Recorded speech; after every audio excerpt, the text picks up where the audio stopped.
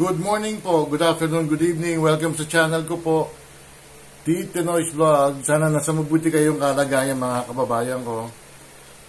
Iba-iba talaga weather ngayon mga kababayan ko. May sobrang init naman in the past 2 days. And then uulan na naman mga kababayan ko. Kita ba mukha ko? Okay na. Mga kababayan ko, eto na. Yung isang drag queen, ang pangalan ay si Pura Loca Vega. Ang buong pangalan niya is Amadeus Pahente. O yan, ang sabi niya, dagdagan nyo pa. Ibig sabihin, dagdagan pa ang demanda. Eto, na-aresto na siya po 4 days ago or 5 days ago, mga kababayan ko.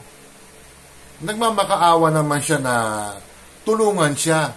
May GCash number nga siya para just in case do sa kaso niya matuloy. Ayan, natuloy na nga. Inaresto po siya sa Manila po, yung nakaraang linggo nga po, dahil dun sa paglapastangan sa ating Panginoon Jesucristo mga kababayan ko.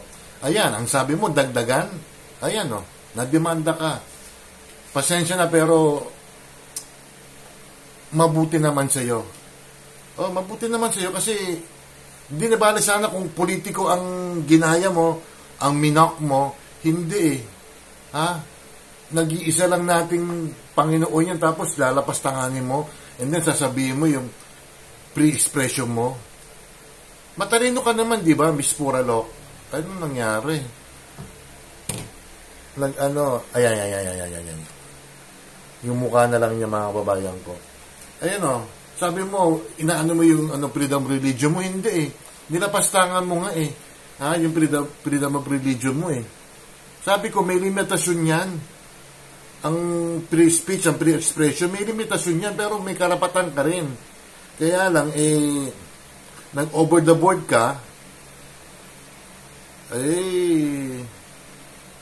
mabuti nga sa'yo. O, sabi mo, dagdagan ha. Dagdagan. O, ayan na, dinagdagan na, mga kababayan ko. Ano masasabi ng mga supporter mo? O, tinulungan ka ba? Siyempre, siguro, yung iba, tinulungan ka, pero 2 kaso yan sa Quezon City. O, inano ka, dinimanda ka. O, ito yung balita, o. Papasok lang na balita, inarasto na kanina ang drug artist na si Pura Loca Vega. Sa bisa ng isang arrest warrant, dinampot ng Pulis Maynila si Vega o Amadeus Fernando Pagante sa kanyang bahay sa Santa Cruz. Matatandang sinampahan siya ng kaso ng ilang Christian leaders noong July 31 dahil po sa paglabag sa Article 201 ng Revised Penal Code o Immoral Doctrines of... Tingnan mo, may batas tayo niyan ha? Obscene immoral Wala ka bang nag-a-advise sa'yo na na yung ginawa mo is masama? Nakaka-insulto ka? Scene publications and exhibitions at indecent shows. Kaugnay ito sa isang video na kumalat sa social media kung saan nakapostura siya na parang si Jesucristo kasabay ng remix ng kanyang kantang Ama Namin. 72,000 pesos ang inirekomendang piyansa para sa kanya. Mababa rin niya mga babayan ko, pero yung ibabayad mo sa abogado, Amadeo Fernando Pahente. O, baka tulungan ka naman mga kasama mo. Inuulit ko ilang beses kong sinasabi ito I am nothing against sa LGBT. May mga kaibigan ako mga LGBT na mga matitino, may takot sa Diyos. Pero itong si Pura Loca, hindi ko alam. Nakakagigil ka rin sa ginawa mo eh. Good for you. Pasensya na Hindi naman lahat ng mga kauri mo is mga ganyan ng pag-uugali eh. Kalapastangan ng ginawa mo kay Panginoon Jesucristo, kaya magdusa ka. Ewan ko na lang, I think 6 years ang kulong yan kung mapapatunayan eh. Yung sinasabi ko sa iyo pag umarap mo na sa korte, haharap ka sa huwes o sa judge, pwede ka doon mag-apologize na lang. Kung pwede lang kasi pinairan mo kayabangan. Yan tuloy, inaresto ka. May record ka na yan. O kung mag-a-abroad ka, O, mawawala ba yan sa record? Ang NBA, minsan mabagal magtanggal ng mga records. O, mabuti na lang, ginaalang ka na, siniluwet yung mukha mo, kaya, mabuti sa'yo. Pasensya na, ha? Pasensya na talaga. Talagang, natutuwa rin ako kahit papano. Ha? Yung hustisya, nagsilbi na sa'yo. Sa amin, nakaganta rin kami sa'yo dahil sa ginawa mo. Napakarami naman pwede gayahin dyan. Bakit si Jesucristo pa? Ha? Yun ang katanungan namin at katanungan ko. Bakit si Jesus Christ pa? Napakarami dyan eh. Gayahin mo. Naku, kung ibang religion nga yan, sa mga hindi ko lang alam kung ano mangyayari sa'yo, pura law. Kaya, again, good luck na lang sa'yo. Kung makukulong ka or what.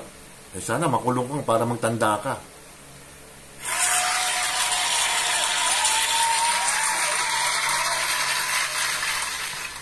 I repeat again, ha. Lahat tayong mga Pilipino may karapatan na magsalita, freedom of expression, free speech, mga kababayan ko. Kaya lang, may limitasyon nga. Ha? Hindi mo basta pwedeng murahin ang mga ang mga individual, lalo na ang private individual. Hindi mo pwedeng murahin yan. Maybe mga public servant, pwede ba, pero masakit pa rin yun. Pwede ka rin mademanda. At lalo-lalo na, kung gagayahin mo ang isang entity na hindi ka naman kung sa ibang religion ang ginaya mo, may paglalagyan ka. Pura Loco Vega, Amadeo Fernando Pahente. Mabuti na lang tayo mga Kristiyano, medyo nagtitimpi pa, dinaan sa batas. Kaya, good for you. Shoutout muna tayo mga babayan ko. Binabati ko si Mansarini A-Heart Purple, mga kababayan ko. Na monetize siya ng isang buwan na siya na monetize.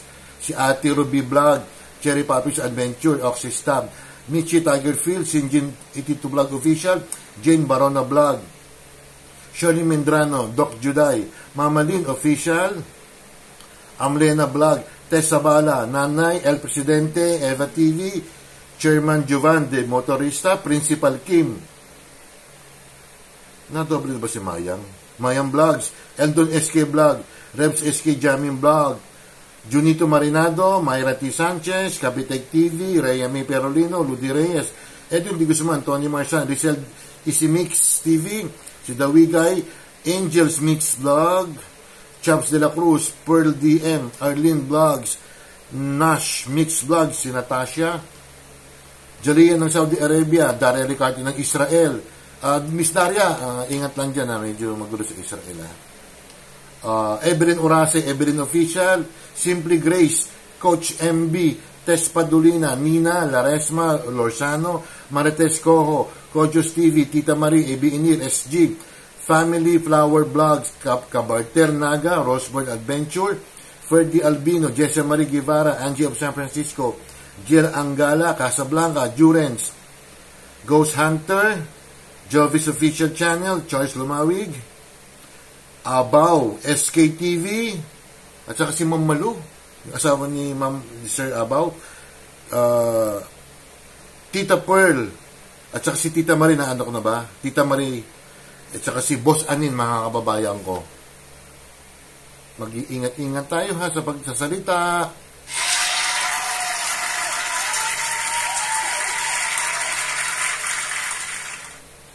Hindi nagkulang ang gobyerno na binigyan tayo ng karapatan upang magpahayag, upang magsalita, kung ano magiging pananaw natin sa gobyerno natin. Pwede natin birahin yan.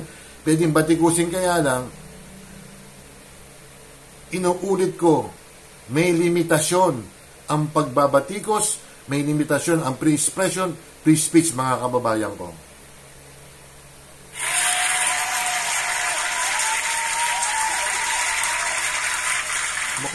Malaking tao ka rin, 5'9", kasi laki ko, ha. Good luck na lang kung makukulong ka. Pura Loco Vega. Don't forget to like and subscribe. Hit the bell notification para ma-update kayo sa akin mga video, mga kababayan ko.